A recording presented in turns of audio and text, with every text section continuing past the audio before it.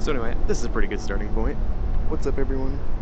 Haven't uploaded in 4 years. I don't care. I'm gonna get back into this like I never left. Here we go. Is what I would be saying if I actually did it correctly, because in true October fashion, I managed to record the entire video without once checking to see if the audio was still working correctly. It turned out, I was speaking far too quietly for my voice to be heard over my loud audio settings. Now, I could just upload this as a gameplay video, but I'm sure there are plenty of those already out there. So after discussing with my very large production team, of 2 people, we ultimately decided to do a voiceover. Hopefully this will not be the case for episode 2, but let's just get this started. The game begins in the sandy shores of the beginner lobby, where I promptly spend 15 seconds looking at a blank map and list of levels. Luckily, this is not my first time ever playing Celeste. I've played it at least 3 times, so I know the basics like wall bounces and wave dashing. Though, what I could have never predicted is that these levels contain brand new obstacles and movement techniques that I'm sure won't take 3 hours to master. A couple more seconds of fumbling around later, I make it to my first level, Loopy Lagoon.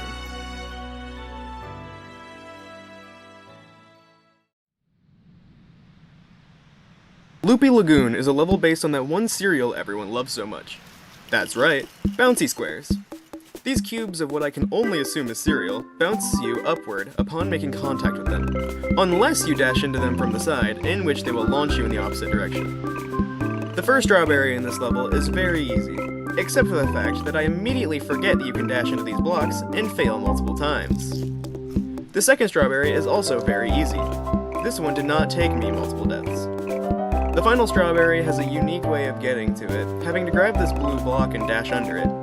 It takes you to this room where the berry actually is, and I was able to get it on my first try. Very impressive, I know. The level ends with this final room where you have to put all the things you learned together, a theme that will continue throughout this playthrough. The level finally concludes by dashing into this mini crystal heart, a thing that also every other level does.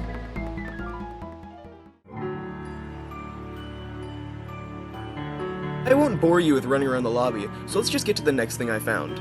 The gym, which I'm pretty sure I was supposed to go to first, but it doesn't actually include things I didn't know already.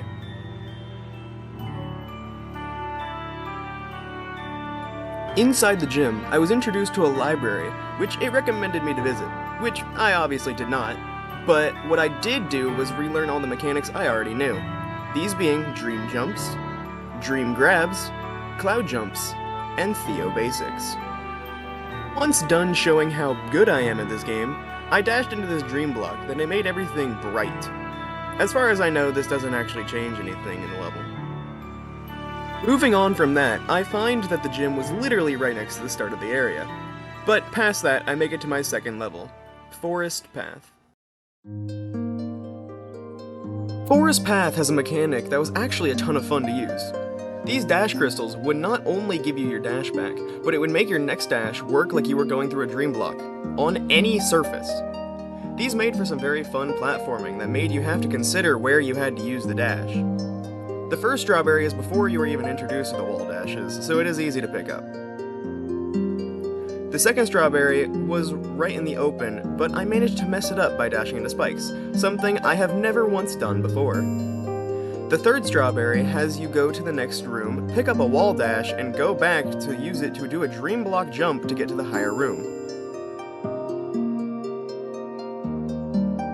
The final strawberry is also in the open, requiring you to backtrack along the path and then do it again without dying. The very next room is the end of the level, but I have to make sure there's nothing secret on the right. There wasn't.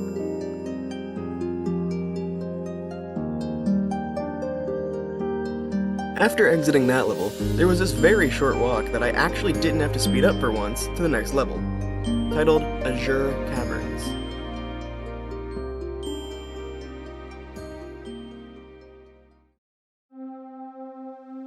Something I even noticed while playing is this level is very short, which is a shame considering how good the music was. This level gives you a double dash and introduces these blocks that only move when you dash into them. The first strawberry for this level was very easy to find, and as you can see, I clearly got it on my first try. The second strawberry, I have no idea, because I never found it. It was actually the only strawberry I did not find in this playthrough. But, as I said for this level, it was very short, and so we move on to the next one.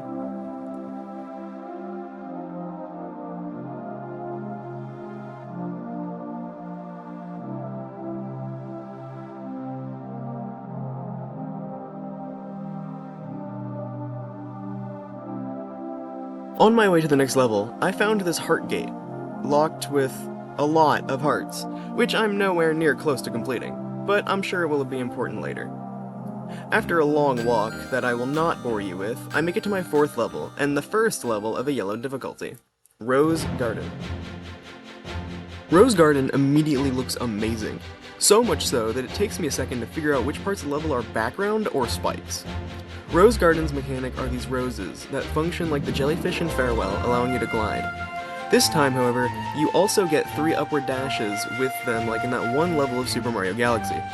Speaking of which, I'm pretty sure that is the inspiration for this level because the music has parts of it that sound exactly like Gusty Garden Galaxy from that game. This level has no strawberries, so instead I can talk about how cool this mechanic is. The roses feel very fluid, and the markings of where to throw them were a nice touch, especially because they told you what stage of rose you were supposed to have by that point. No rooms were particularly noteworthy or difficult, other than this room where you have to chain 2 roses together. And it finally ends with a crystal heart.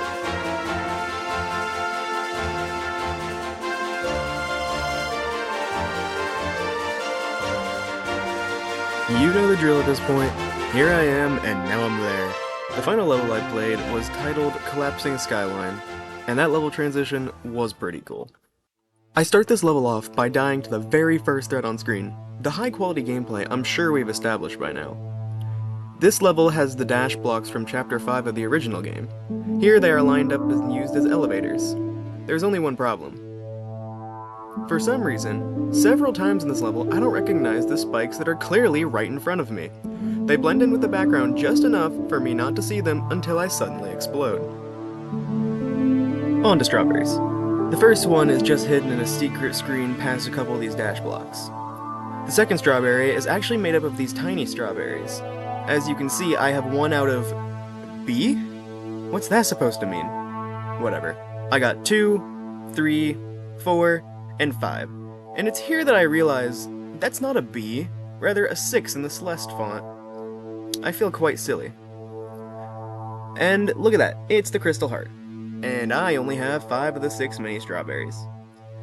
However, my habit of walking to the other sides of the screens rewards me here with another strawberry. Maybe the 6th one is up here.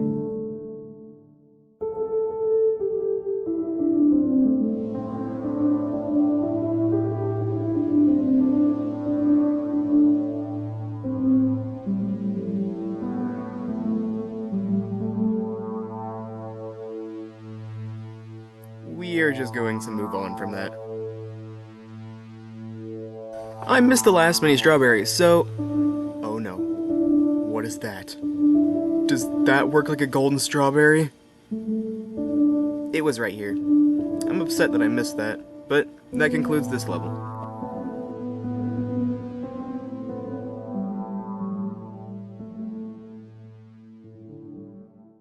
And that was my first time playing Strawberry Jam. I will 100% be coming back to this again, and next time I will not make the mistake of ruining my audio. And hopefully that means it will be longer than 10 minutes. I have not uploaded in over 4 years, so it would be great if you showed the video some love, especially for the amount of time I put into it having to learn to edit for the very first time. Like the video, subscribe for more low quality garbage, and I will see you all in the near future. Stay tuned.